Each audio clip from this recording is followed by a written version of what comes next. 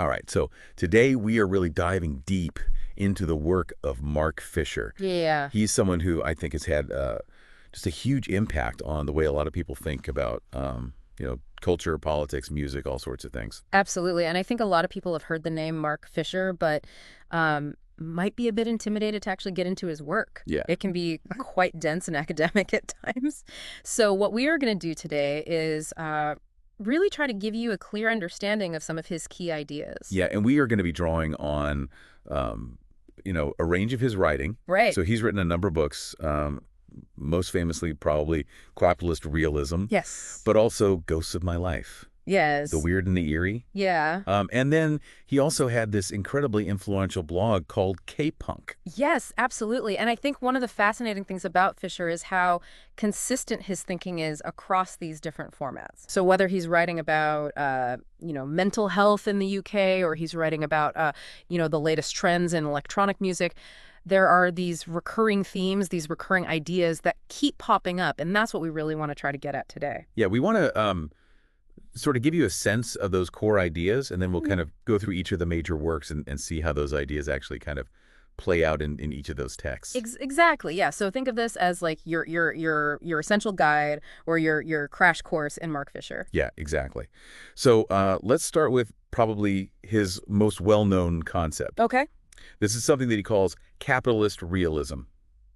And this comes from his book of the same title. Yes. And what is capitalist realism? Well, capitalist realism is essentially this idea that we live in a time where it's easier to imagine the end of the world than it is to imagine the end of capitalism. All right. So it's this kind of sense that capitalism is not just the dominant system, it's the only possible system. Yeah. And it's very difficult for us to think beyond that, to think of alternatives. Right. And so, I mean, he gives some really interesting examples in the book to illustrate this. I mean, one of the ones that I found particularly striking is, his discussion of the response to the 2008 financial crisis. Yes. Where the idea that these major banks, institutions that seem so, powerful and entrenched could actually collapse was treated as like this unthinkable, catastrophe. Yeah, it was treated as this kind of like failure of the system that couldn't possibly be allowed to happen. Right. And yet, we saw the kind of bailouts and the interventions that took place to prevent that from happening. Yeah. But what's interesting is that, even after that happened, the sense that there's no alternative to capitalism really seemed to persist. Yeah. And so, I mean, how does that kind of manifest in our everyday lives, for people who are not, economists or political theorists? Yeah.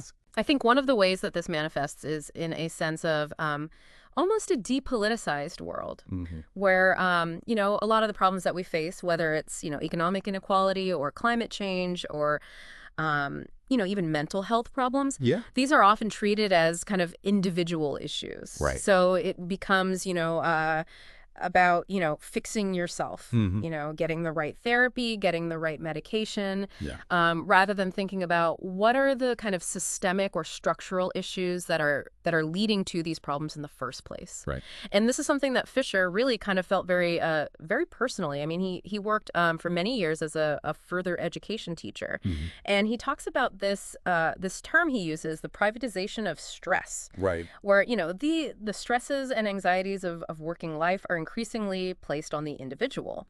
So you're expected to, be your own entrepreneur, your own self-help guru to manage those stresses. Yeah.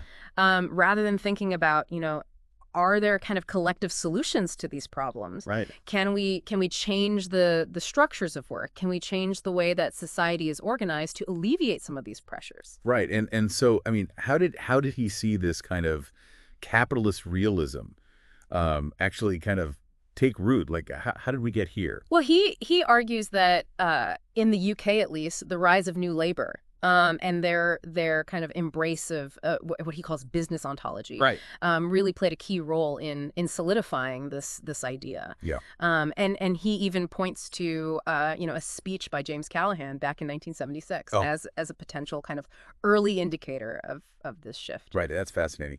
And so, how does this idea of capitalist realism relate to some of the broader currents of intellectual thought and cultural theory? Like how does it fit in with other ideas? That's a great question. One of the things that Fisher does is he contrasts capitalist realism with Frederick Jameson's concept of postmodernism. Okay. And Jameson, famously described the cultural logic of late capitalism through these ideas of fragmentation and pastiche and the kind of the waning of affect. Right. But Fisher argues that capitalist realism is what happens when postmodernism becomes totally naturalized. Okay.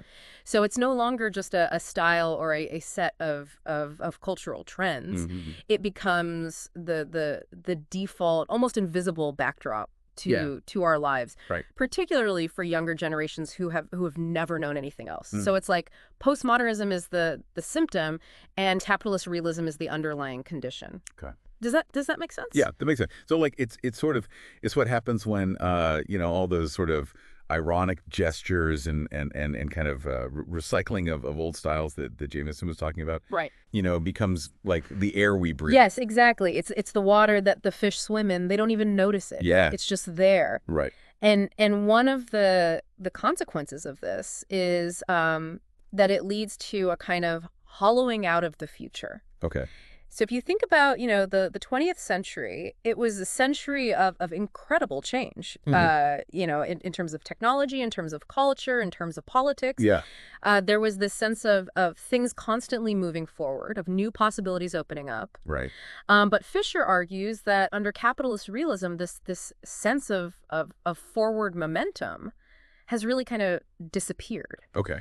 And so we end up in this situation where it's almost as if the 21st century hasn't really begun. Yeah. We're kind of stuck in a kind of loop, endlessly replaying, elements of the 20th century. Yeah. And he gives this great example of, imagine taking a contemporary pop song and beaming it back to 1995 and playing it on the radio. He says, it probably wouldn't cause much of a stir. It would probably sound, pretty familiar to people back then. Yeah. But if you were to take a jungle record from 1993 and play it to someone in 1989, yeah, they'd be like, what is this? Yeah. This is like alien music. Right. And so that sense of rupture, of something truly new, has really kind of dissipated. Yeah. I mean, that's a really, really interesting example, because I think it gets at this kind of like feeling that there's still new music being made. Right. But it doesn't feel like it's pushing the boundaries in the same way. Exactly. That, maybe music did, 30, 40, 50 years ago. Yeah, it's more like a kind of, rearranging of existing elements, right, rather than a genuine break with the past. And this is a really kind of disturbing consequence of capitalist realism, because if we can't imagine the future, then how can we possibly create it? Yeah, I mean that's a really kind of bleak picture that you're painting. So where do we go from here? Yeah. Like what does Fisher offer us in terms of ways of thinking about, or how to move beyond this? Well, one of the key concepts that Fisher develops, particularly in his book Ghosts of My Life, is this idea of hauntology. Okay. And hauntology is this idea that the present is haunted by the past, but not just in the sense of ghosts and things like that, right? But in the sense of lost futures. Okay. So these are futures that were once imagined, that were once possible, but that never came to pass. And those lost futures, they kind of linger on in the present. Okay. And they shape our sense of what's possible and what's not possible. And he describes two kind of directions of hauntology. Okay. One is, that which is no longer, but which remains effective as a kind of virtuality. Okay. So this could be, like a traumatic event or a historical injustice that continues to shape the present, even though it's no longer physically present. Okay. And the other direction is that which is not yet, but which is already effective in the virtual. Okay. So this could be, like a utopian ideal or a political program Hmm. that hasn't yet been realized, but that nevertheless has a kind of power over us. Right. And he gives this example of the TV series Sapphire and Steel, Okay. which was a British science fiction show that ran in the late 70s and early 80s. Okay. And Fisher argues that sapphire and steel is a kind of hauntological object because the conditions that allowed for its creation, this kind of experimental, publicly funded form of broadcasting, Hmm. have largely vanished. Right. And so it's very difficult to imagine a show like that being made today. Okay. But nevertheless, the ghost of that show, the memory of that possibility, still kind of haunts us. Right. And it makes us think about what kind of cultural experiences are possible and what kind of cultural experiences are no longer possible. Yeah, I mean that's a really kind of interesting way of thinking about it because we often talk about the influence of the past on the present, Right. but I think this idea of lost futures is really it's really powerful because it suggests that the past isn't just something that we inherit. Right. It's also something that limits us. Yes, Yeah. absolutely. It defines the kind of horizon of our possibilities. Right. And this idea of hauntology, it's not just an abstract philosophical concept. Mhm. It actually plays out in very concrete ways in culture. Okay. So, for example, in music, Fisher talks about artists like Burial and The Caretaker. Okay. And these are artists who make music that is very much about memory and about loss. Mm-hmm. And they use all sorts of techniques, sampling, using old recordings, creating these kind of hazy atmospheric soundscapes Mhm. to evoke this sense of a lost past, of a time that's gone, but that's still somehow present. Yeah, I mean, I think one of the things that's really interesting about the way that Fisher talks about music is this idea that music can actually make time audible. Yes, absolutely. And this is something that The Caretaker in particular does very effectively. I mean, Mhm. he uses these old recordings of ballroom music. Mhm. But he kind of distorts them and he adds all this crackle and hiss. Mhm. And so you get this sense of the music kind of decaying and falling apart. Mhm. And that actually becomes a kind of sonic representation of the passage of time, Right. of the way that the past is constantly kind of receding from us. Mhm. And Fisher, he connects this to the idea of cultural amnesia in late capitalism. Okay. So he suggests that this kind of pervasive nostalgia that we see all around us, Mhm. it might not actually be a genuine longing for the past, Right. but rather a symptom of our inability to create new memories. Okay. So we're kind of stuck in this loop of constantly kind of recycling and rehashing the past Mhm. because we're no longer able to imagine or to experience anything truly new. Right. And The Caretaker's music, it becomes a kind of diagnosis of this cultural pathology. It's a sonic representation of this kind of inability to move forward. Yeah, that's fascinating. And so, I mean, how does this idea of hauntology then, play out in other areas of culture? Like, are there other examples that Fisher gives of this phenomenon? Yeah, absolutely. I mean, he talks about things like the Ghost Box record label, which is a label that's very much about kind of evoking the sense of a lost analog past. Mhm. And they create these records that are full of kind of strange sounds and eerie atmospheres. Mhm. And it's almost like they're trying to conjure up a kind of simulated memory of a time that never really existed. Right. And so this is another example of how heartology can kind of play out in culture. It's not just about the past influencing the present, but it's about the way that we actively kind of construct and reshape the past. Right. In order to make sense of the present. Okay, and so I mean, this all sounds very kind of abstract and theoretical. But what are the kind of the political implications of this? Like, why should we care about this idea of hauntology? Well, I think one of the key political implications of hauntology is that it helps us to understand how the past is used to limit our sense of what's possible in the present. Hmm. So, Fisher talks about the way that neoliberal ideology has kind of rewritten history in order to make it seem as if there's no alternative to capitalism. Right. And so, for example, the 1960s counterculture, which was, a time of great social and political upheaval, is often portrayed as naive or even dangerous. Right. And this is done in order to kind of discredit any attempts to challenge the status quo. And so by understanding how the past is being used to shape our present, we can start to kind of break free from those limitations. Okay. And to imagine new possibilities for the future. Right. So it's about kind of reclaiming the past.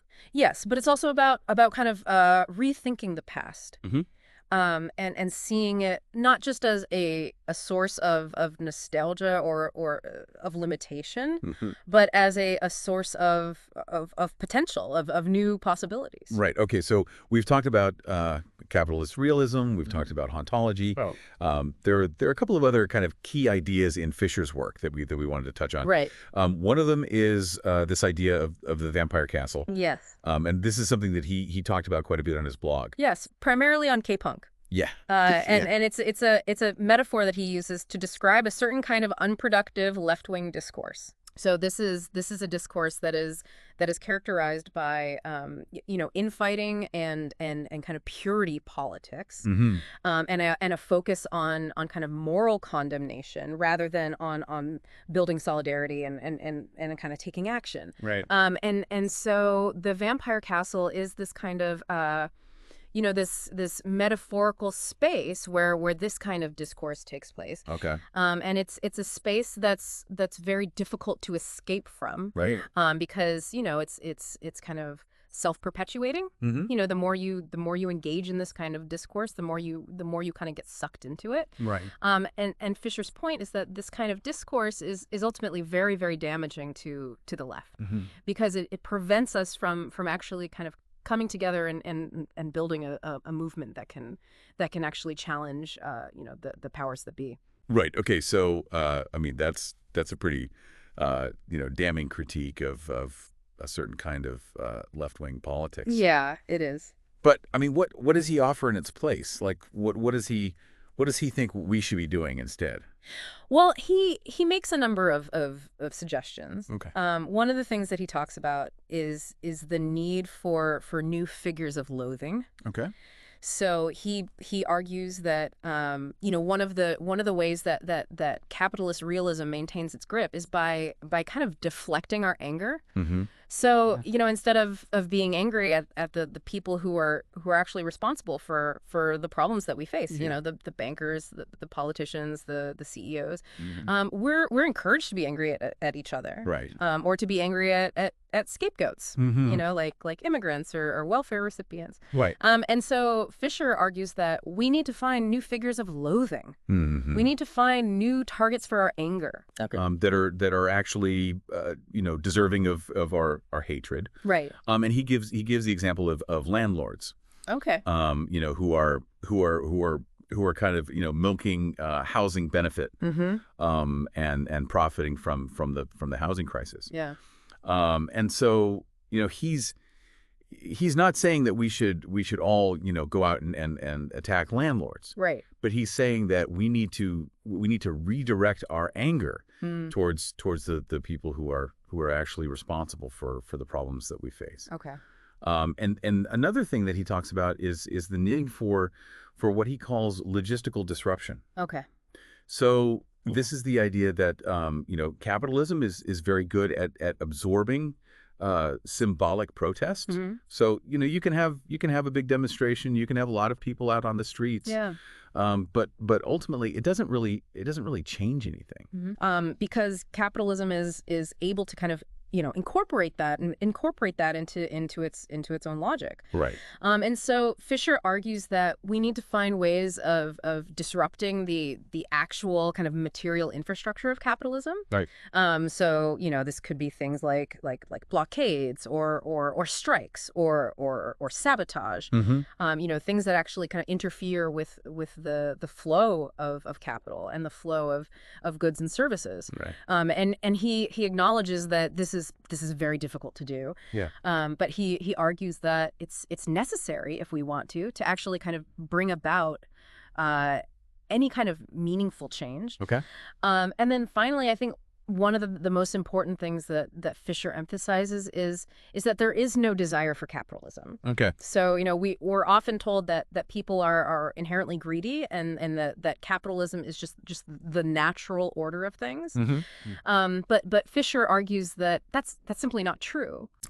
He says that, people want a good life. They want security. They want community. They want meaning. Yeah. And capitalism, it may provide some of those things for some people for a limited period of time, but ultimately it's a system that's based on exploitation and on inequality. Right.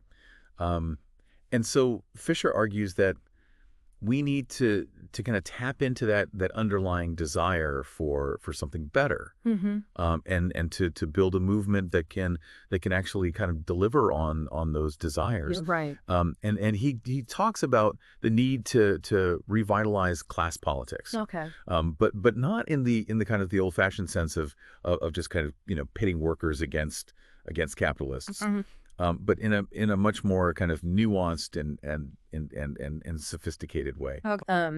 That takes into account all of the different ways that people are exploited and oppressed under capitalism. Right. And that builds solidarity across those different groups. Okay, so I mean, that's a lot to think about. Yeah. And I think Fisher's work is very much about kind of posing these big questions. Yes. And not necessarily providing all of the answers. Right. He's much more of a diagnostician than a prescriber. Right. He's very good at identifying the problems.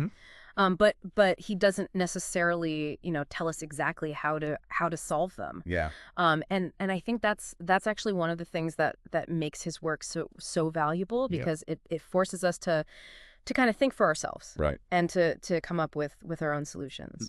Okay. So, I mean, just to kind of wrap things up here. Yeah. We've talked about a lot of different ideas. But I think, if there's one kind of key takeaway from Fisher's work, it's that we need to find ways of imagining and building a better future.